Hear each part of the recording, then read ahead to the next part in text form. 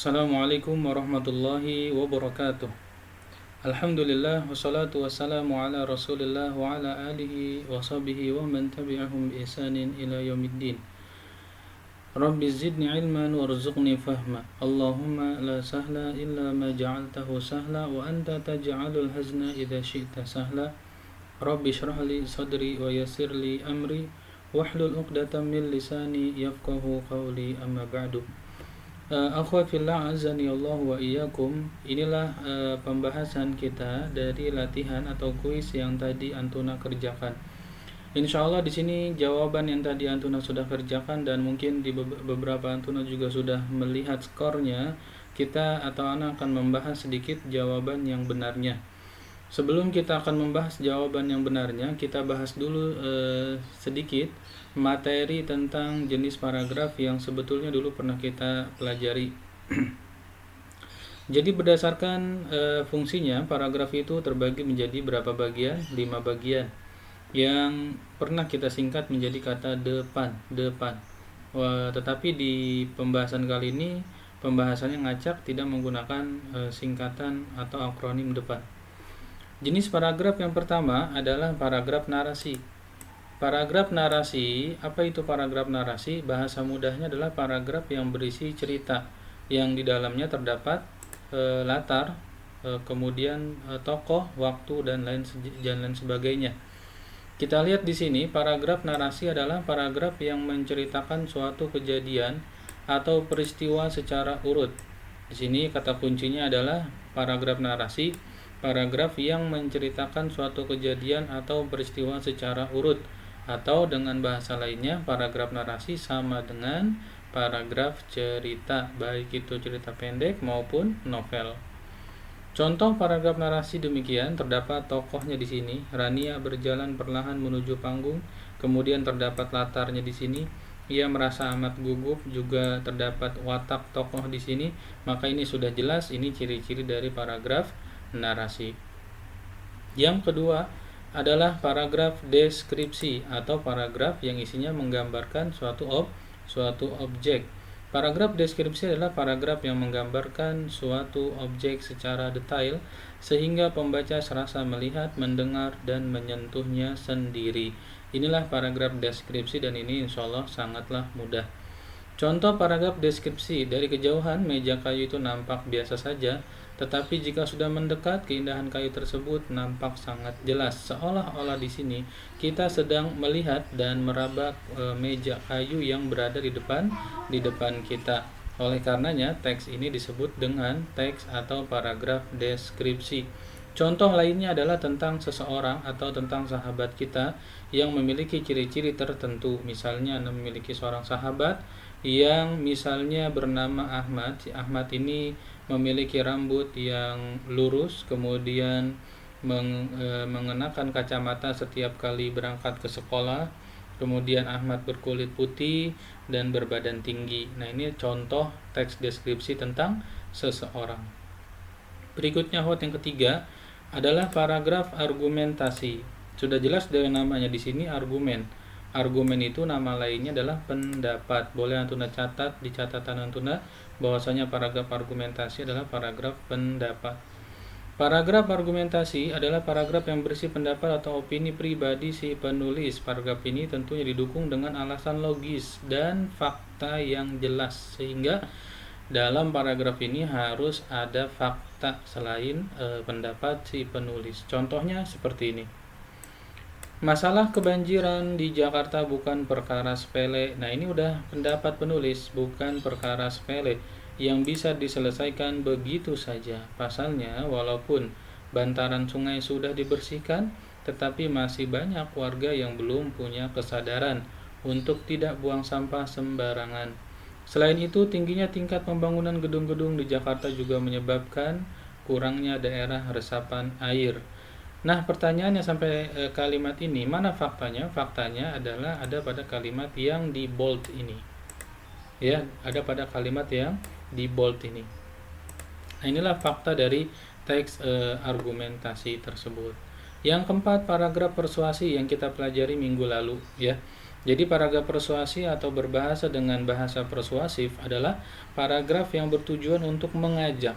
Nah, ini intinya, paragraf persuasif adalah paragraf yang dibuat untuk mengajak atau membujuk pembaca melakukan sesuatu atau tidak melakukan sesuatu. Dan di zaman atau di saat-saat sekarang ini, kita tepat sekali apabila kita membuat paragraf persuasi, paragraf ajakan yang mengajak orang untuk menjauhi misalnya tempat-tempat keramaian, untuk mencuci tangan setelah memegang sesuatu atau membawa sesuatu, atau untuk tidak berkumpul di keramaian.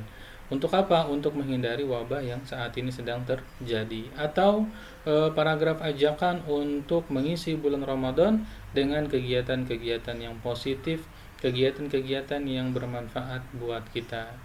Contohnya ada di sini. Di dalam tubuh yang sehat terdapat jiwa yang kuat. Ini moto olahraga ya. Itulah ungkapan yang harus ditanamkan dalam diri supaya terus bersemangat memelihara pola hidup yang sehat. Selain makanan bergizi, olahraga pun penting dijadikan aktivitas rutin sehari-hari. Mana kira-kira ajakannya di sini? Kalimat terakhir. Ayo rajin olahraga mulai sekarang. Nah, ini dia kalimat ajakannya atau persuasi ya. Kemudian yang kelima, yang terakhir adalah paragraf eksposisi. Biasa Anda sebut juga dengan paragraf yang berisi informasi atau berita. Jadi setiap paragraf yang isinya bisa menambah wawasan si pembaca, baik itu bisa berupa berita ataupun artikel ataupun informasi yang lainnya, baik di media cetak ataupun di media online. Nah, maka itu disebutnya dengan paragraf eksposisi. Jadi paragraf yang isinya berupa informasi, fakta, dan pengetahuan.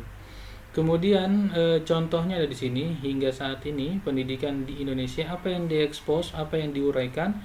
Diuraikan adalah pendidikan di Indonesia yang belum merata. Kita lihat di kalimat keduanya.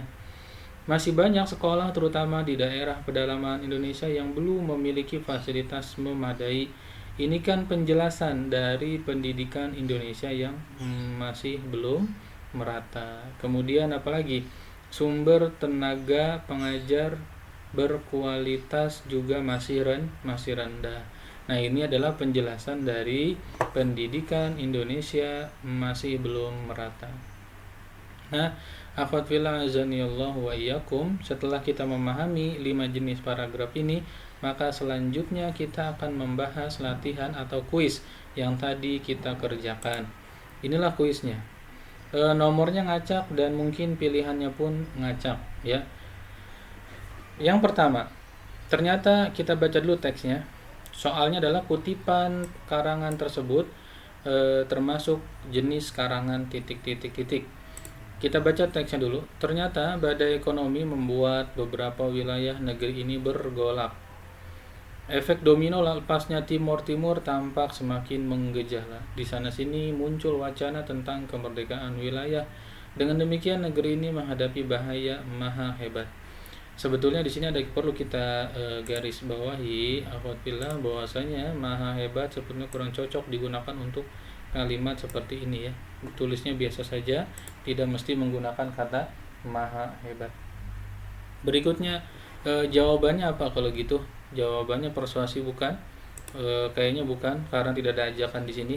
Argumentasi, pendapat bisa jadi. Kalau pendapatnya yang mana kira-kira? Ternyata badai ekonomi membuat beberapa wilayah negeri ini bergolak. Efek domino lepasnya semakin menggejala. Di sana-sini muncul wacana. Ini bukan argumen, tapi ini lebih kepada eksposisi. Sedang mengekspos keadaan yang terjadi di Indonesia ketika itu. Bukan juga narasi, bukan. Berikutnya, yang nomor berikutnya, kita akan tetap saling memiliki walau jarak telah memisahkan kita. Ini jelas sekali ya. Ini ada tokohnya di sini, ada Rina, kehidupan Rina. Nah, ini maka masuknya ke narasi. Kemudian yang berikutnya, sekolahku mempunyai lingkungan yang sangat bersih dengan halaman parkir dan lapangan upacara yang luas. Oh, udah jelas sekali. Ini menggambarkan sekolahku. Berarti narasi bukan, eksposisi juga bukan, persuasi apalagi. Maka jawabannya adalah deskripsi, yaitu menggambarkan sekolahku. Kita juga bisa membuat seperti ini ya. Kemudian terakhir, pemerintah pada tahun 2018 telah mengeluarkan dana sebesar 444 triliun rupiah yang dikhususkan untuk pendidikan nasional. Dana tersebut diwujudkan beasiswa, bantuan sarana prasarana, dan kebutuhan lainnya di bidang pendidikan. Sudah sepatutnya kita sebagai pelajar memanfaatkan itu semua dengan sebaik-baiknya. Sudah jelas di kalimat ini terdapat kata atau kalimat ajakan. Ditambah lagi pada kalimat terakhir, akhwat, di sini ada oleh karena itu marilah kita terus belajar dan belajar dengan giat.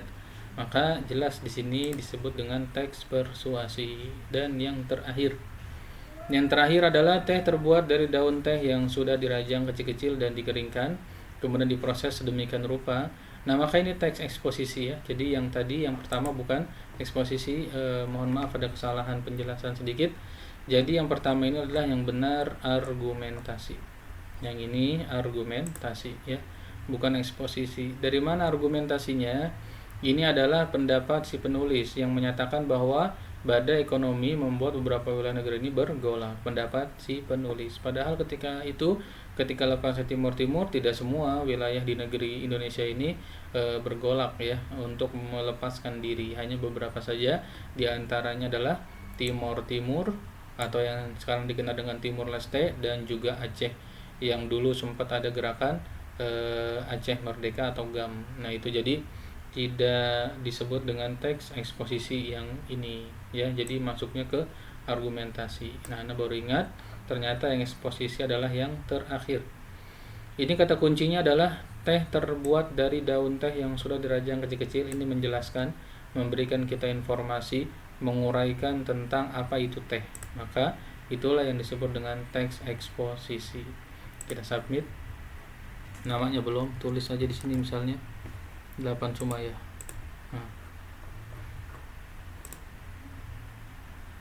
Nah, view score. Nah, kayak gini ya. Jadi alhamdulillah skor kita 10. Nah, ini penjelasan sedikit tentang latihan atau kuis yang tadi Antuna kerjakan tentang menentukan jenis paragraf. Untuk materi selanjutnya, insya Allah kita akan membahas kelanjutan dari teks persuasi yang pekan lalu belum selesai kita bahas sampai seluruhnya. Insya Allah kita bahas pada video yang berikutnya. Syukran, jazakumullahu khairan.